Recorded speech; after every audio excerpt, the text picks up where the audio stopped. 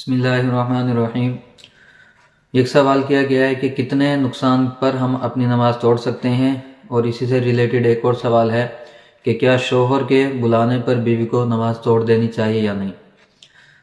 لیکن پہلا سوال تو یہ کہ کتنے نقصان پر۔ نقصان کی مقدار شریعت نے 1 درہم رکھی ہے۔ 1 درہم کے بقدر اگر آپ کا نقصان ہو رہا ہے تو آپ کو نماز توڑ دینی چاہیے۔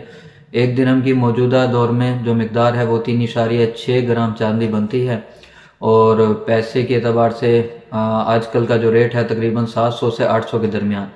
اگر اس سے زیادہ یا اتنے کا نقصان ہو رہا ہے تو اس پر آپ کو نماز توڑ دینی چاہیے، کیونکہ پھر اس کا ایک تو یہ فائدہ بھی نہیں ہوگا کہ آپ نماز پڑھ رہے ہیں، آپ کی ساری توجہ آپ کی گم ہونے والی چیز یا چوری ہونے والی چیز پر ہوگی، اور دوسرا یہ کہ یہ مقدار 700-800 روپے آج کے ریٹ کے اعتبار سے اتنی بنتی ہے، تو پھر آپ کو نماز توڑ دینی چاہیے اور آپ اپنی چیز کی حفاظت کریں۔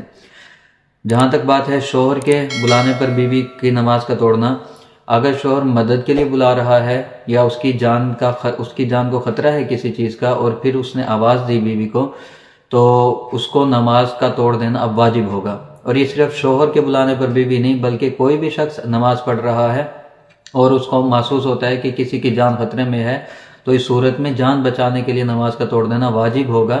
آپ نماز توڑیں گے اور جا کر اس کی مدد کریں گے۔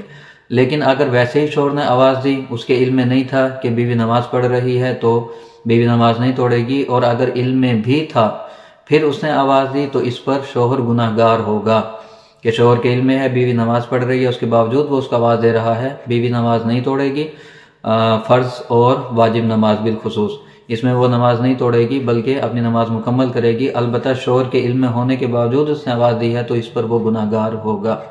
واللہ اعلم بالصواب۔